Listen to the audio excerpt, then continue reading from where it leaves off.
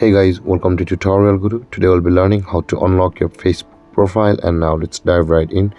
Now to unlock your Facebook profile, first open up your Facebook app on your phone, and after opening your Facebook app guys, you'll land on this type of phone interface, and at the top right corner of the screen you can see there's a three-lined icon available for us.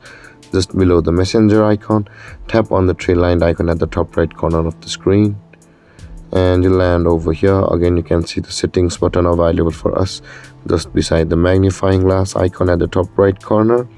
Tap on the settings button and scroll down from over here until you can find the profile locking option available for us.